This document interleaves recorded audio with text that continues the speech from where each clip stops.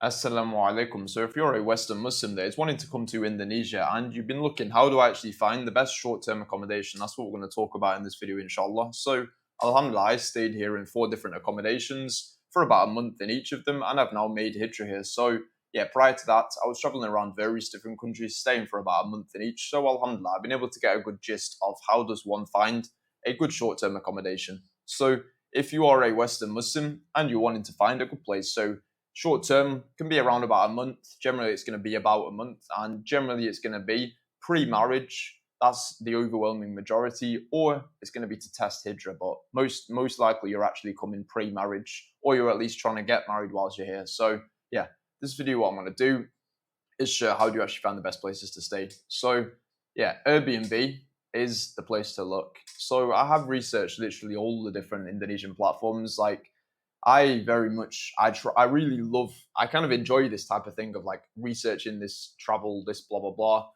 And I've looked at all the different Indonesian platforms, and yeah, maybe you can save like $50, $100 at the absolute highest. But for the hassle of going through all these platforms, it's really not worth it in my opinion. So yeah, obviously, like if I knew of some hidden gem thing, I'd be sharing it because it would sound a bit more cool, I guess, to be like, okay, yeah, go on this one. No one's ever heard of this platform, but it's going to save you. But the reality is, it's not really like that.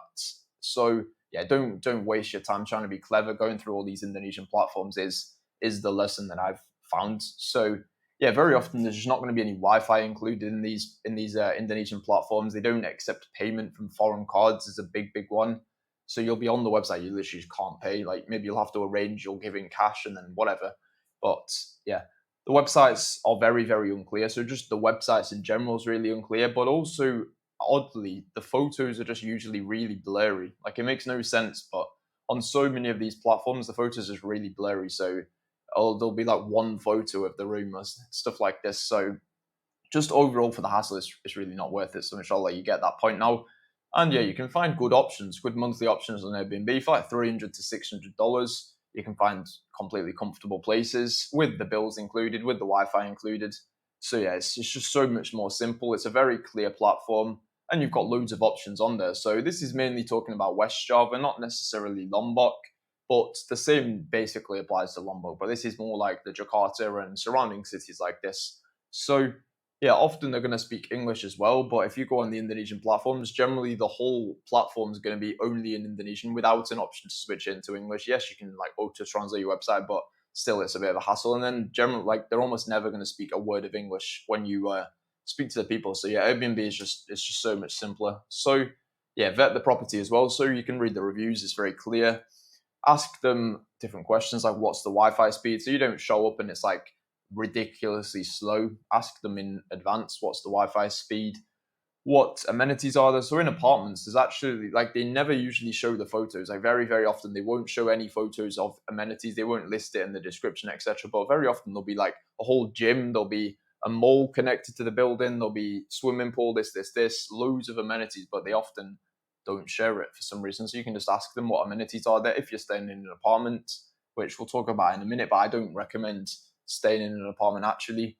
Yeah, then you ask, are bills included? So sometimes it'll say it in the description, but you can ask, are the bills included? From what I've seen, I'd say about 70% of the time they're not included, which can be a bit of a hassle because then you've got to pay it at the end of your reservation. You've got to then pay it typically in cash. You've got to pay it, or they can sometimes add it onto your Airbnb, but just ask, are bills included? And then clarify anything that may have been unclear on the photo. So sometimes they'll show like just the corner of the fridge, for example. But like me, I want to be ordering a lot of beef and then I put it in the freezer. I don't want to be having to, for example, order my groceries daily or every 2 days because there's no room in the freezer or there's no freezer. So that was one thing for me. Like one time I stayed in a place and the freezer was just so small. I had to literally keep ordering the meat and stuff like every day or every 2 days, which was a bit of a hassle. So yeah, just ask something like, what like is it a big fridge or freezer? The photo's not very clear. And then they can just send you a photo of it or whatever. And then ask things like if it's not clear, basically, is there a desk, whatever.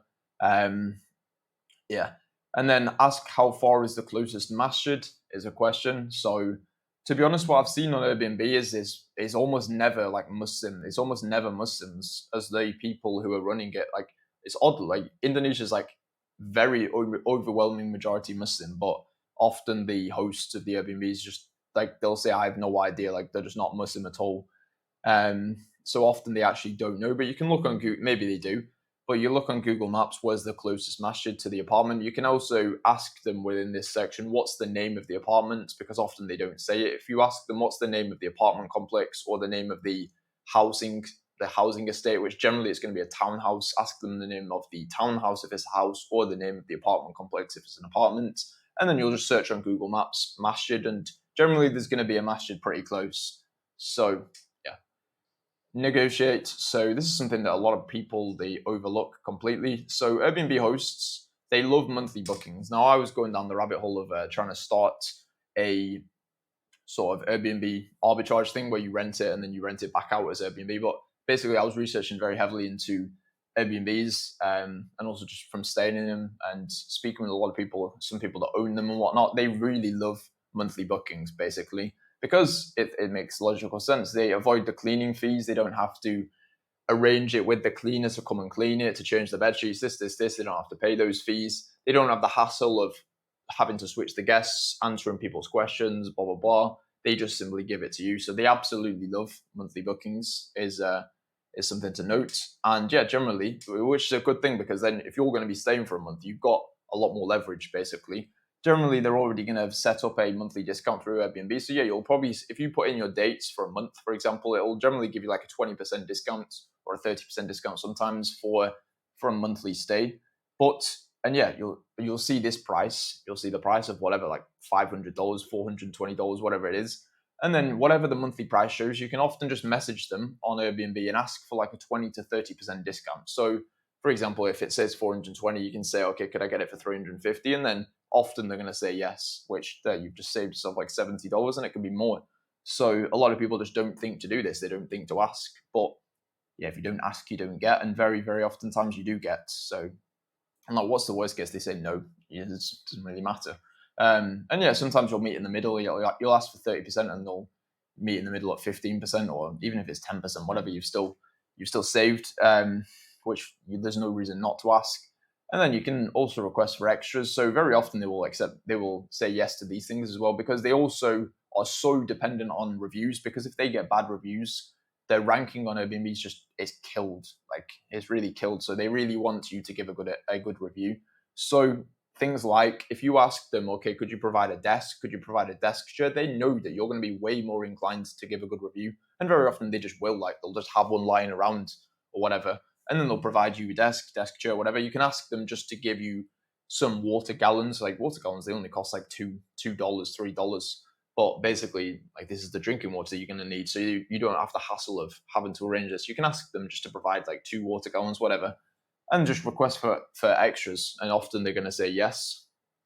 Yeah, if bills are not included. So yeah, often they're not, like I mentioned, about 70% of the time from what I've seen, they're not included.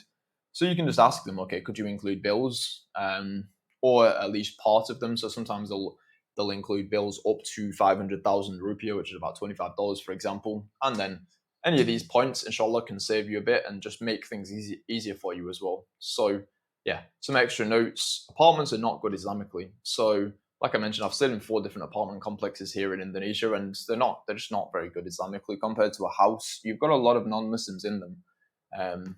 You've got a lot of non-Muslims in them. You've got, and even amongst Muslims, unfortunately, there is a lack of modesty within apartment complexes, from my experience, from what I've seen. And honestly, there can be a lot of fitna in these places. Like, and generally, every single elevator that's going to have music in them and ads with like pictures of women and stuff on there, which is not the most ideal. Like, you're going to pray 5 times per day. You're getting in that elevator and it's playing music. You're seeing fitna and stuff like this. It's just really not the most ideal. And also, generally, it's going to take a lot longer to get to the masjid, is what I found. It sometimes could take like 15 minutes because I'd have to go down the elevator. I'd have to wait for the elevator to come. And then often the elevator actually takes like 5 minutes to get down, or like 5 minutes from once I press the button to once I'm down. And then I've got like a 5-10 minute walk. I've got to walk outside the apartment complex to the masjid. And often it could take a long time. And sometimes there'd be delays with the elevator. And then I'd end up like missing the prayer, or I'd be late to prayer and stuff. So that's something to be aware of. So yeah, there is loads of houses. It's not as though there's no houses on short term. Like, there actually is on Airbnb. There's actually many houses that you can get on the short term rental. So yeah, for houses, ideally you're going to get a townhouse. So ask. Usually it's going to be quite clear on the Airbnb pictures, but you can just ask, is it in a townhouse? What's the name of the townhouse? Townhouse is like a gated community, which is generally a lot nicer. And ideally, you can get one with a masjid inside it. There's a lot of these townhouses with a masjid inside it. Generally, they're going to be a lot more knowledgeable masjids, and they're just going to be. It's just obviously it's more convenient if it's within your own townhouse. So yeah, ideally you get a townhouse with a masjid inside it. But if not, at least there's going to be one close by. Like basically anywhere in Indonesia, alhamdulillah, there's a masjid within like a 5-10 minute walk, which is very good. So yeah, and another point I noted is that usually it's a woman that checks you in. Like I don't think I've ever checked into a Airbnb here and it's not been a woman. Something to really be aware of is that they'll come over to you shaking the hand, trying to shake your hands, and obviously this is not permissible as a Muslim. So yeah, just I thought I'd mention it just so you're not caught off guard and you don't end up falling into it. If you come into it expecting it, you can then be prepared, like whatever, you put your hands somewhere else. So, or you can like kind of play it off, kind of whatever you like. You can play it off in a way. So I just thought I'd mention it so you come into it more prepared. So yeah, deliveries are super easy regardless. So if it's an apartment, they're just going to deliver it to the reception at the apartment complex, and then they'll just save it for you. You'll come down and get it. And if you're in house, they can just deliver it anywhere as well. It's so efficient. It's so efficient. On an app called Grab, they're so good. It's so efficient. Shopee as well is kind of like the Amazon. Grab is taxis and also food and groceries. So yeah, if you would like my help, then you can go to the link in the description. If you want my help getting married, and if you want my help just speaking to me about Hijrah, speaking to me about your situation, then go to the link in the description. You'll see two options. One is for help specifically getting married, and one is more general help where you're wanting more clarity about your situation in regards to Hijrah to Indonesia or marriage. So if you want to do that, then I will see you there. Assalamu alaikum.